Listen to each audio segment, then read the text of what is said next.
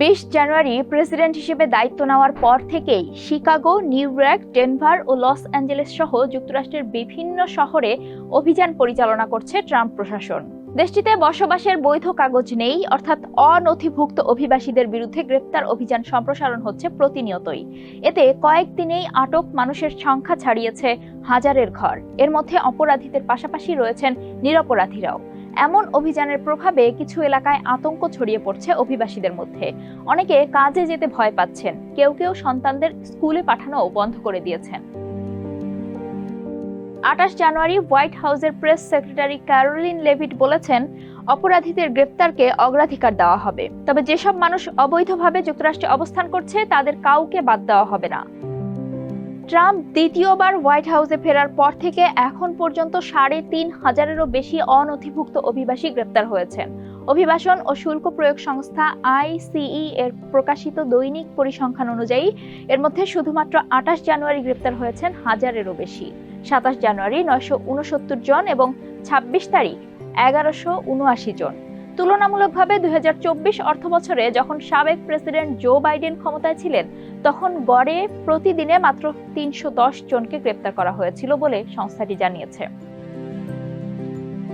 Immigration কর্মকর্তারা এই অভিযানগুলোকে targeted enforcement operation হিসেবে বর্ণনা করেছেন। তারা দাবি করছেন এতে ভয়ঙ্কর গ্যাং সদস্য ও বিপজ্জনক সন্দেহভাজনদের গ্রেপ্তার করা হয়েছে। এছাড়া গ্রেপ্তার অভিযান জোরদার করতে অন্যান্য ফেডারেল আইন প্রয়োগকারী সংস্থার এজেন্টদেরও নিয়োগ দেওয়া হয়েছে। ক্যালিফোর্নিয়া ভিত্তিক ইমিগ্রান্টস রাইট প্রজেক্টের পরিচালক আইনজীবী গিনা আমাতুলফ বলেছেন, আমি আগে কখনো এমন কিছু দেখিনি, আর এটা তো মাত্র প্রেসিডেন্সির প্রথম কদিন। এতেই এত বড় মাত্রার অভিযান, এত বড় মাত্রার কিছুই আগে ঘটেনি। ট্রাম্পের উদ্দেশ্য হিসেবে তিনি যোগ করেন, ট্রাম্প প্রশাসনের মূল উদ্দেশ্য হচ্ছে আতঙ্ক সৃষ্টি করা এবং মানুষকে ভয় দেখানো, এবং সেই উদ্দেশ্য সাধন সফল হচ্ছে। এটি অভিবাসী সম্প্রদায়ের মধ্যে ব্যাপক ভয় তৈরি করছে।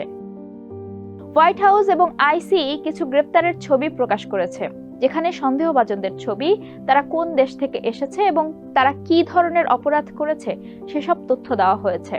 গ্রেপ্তার হওয়া ব্যক্তিদের মধ্যে যৌন অপরাধী, হামলাকারী ও মাদক পাচারকারীরা রয়েছেন। তবে হোয়াইট হাউস স্পষ্ট জানিয়ে দিয়েছে যে এই অভিযানে আটক যে কোনো অনথিভুক্ত অভিবাসী, তিনি অপরাধী হন বা না হন, অবশ্যই গ্রেপ্তার এবং নির্বাসনের মুখোমুখি হবেন, কারণ যুক্তরাষ্ট্রে অবৈধভাবে বসবাস করা একটি সিভিল অপরাধ হিসেবে গণ্য হয়।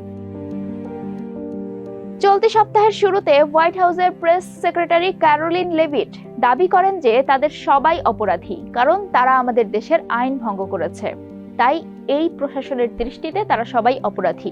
এই গ্রেপ্তার অভিযান ইতোমধ্যেই যুক্তরাষ্ট্র জুড়ে অনেক অভিবাসী সম্প্রদায়ের মধ্যে ভয়ের সৃষ্টি করেছে। উদাহরণ হিসেবে আইনজীবী গিনা আমাতুলফ বলেছেন যে অনেক অনথিভুক্ত অভিবাসী সরকারি কোনো সংস্থায় যাওয়ার ব্যাপারে ভয় পাচ্ছেন, এমনকি ড্রাইভিং লাইসেন্স নিতে গেলেও বা হাসপাতালে চিকিৎসা নিতে গেলেও তারা আতঙ্কিত। আমিকা সেন্টার ফর ইমিগ্রান্ট রাইটস এর নির্বাহী পরিচালক মাইকেল লুকেন্স বলেছেন, আমরা শুনছি যে মানুষ ভয়ে আছে, আর আমাদের কাছে প্রচুর ফোন আসছে। এই সংস্থাটি কর্তৃপক্ষের হাতে আটক অনথিভুক্ত অভিবাসীদের বিনামূল্যে আইনি সহায়তা দেয়। তিনি বলেন, মানুষ কাজে যেতে ভয় পাচ্ছে, তাদের সন্তানদের স্কুলে পাঠাতেও ভয় পাচ্ছে।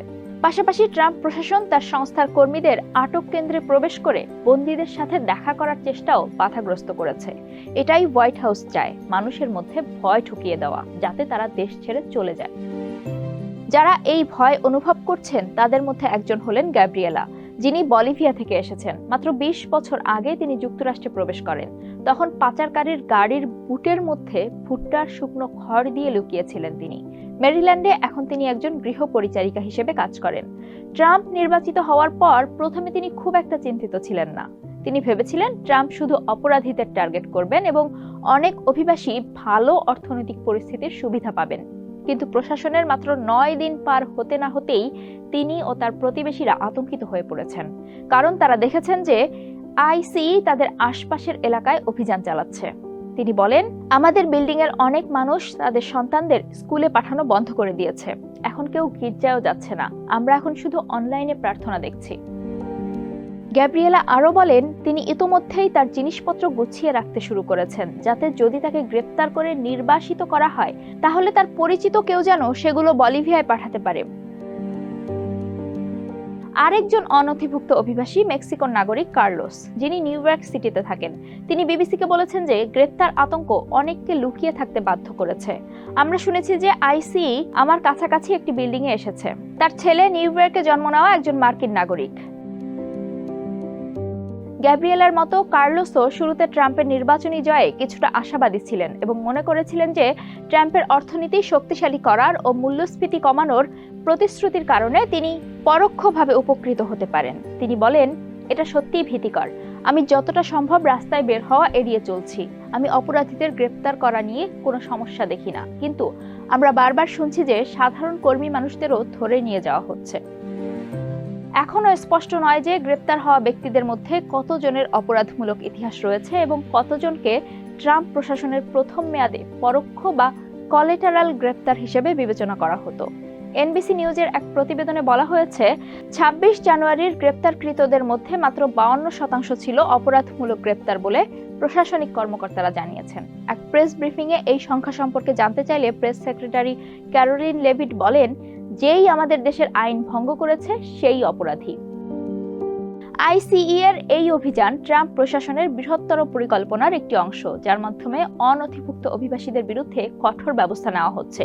এর মধ্যে দক্ষিণ সীমান্তে জরুরি অবস্থা ঘোষণা করা এবং দ্রুত বহিষ্কারের প্রক্রিয়া সম্প্রসারণের মতো পদক্ষেপও অন্তর্ভুক্ত রয়েছে।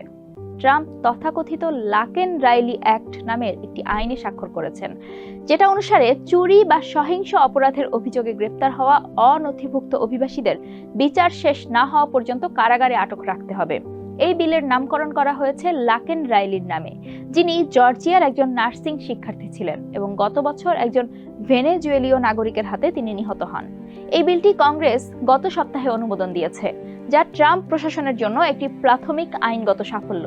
আইনে স্বাক্ষরের সময় ট্রাম্প বলেন যে সরকার ৩০,০০০ জন ধারণ ক্ষমতার একটি নতুন আটক কেন্দ্র স্থাপন করবে, যা সরকার পরিচালিত বন্দি শিবিরের সক্ষমতা দ্বিগুণ করবে এবং যুক্তরাষ্ট্রকে অভিবাসী অপরাধ নির্মূলের দিকে আরেক ধাপ এগিয়ে নিয়ে যাবে।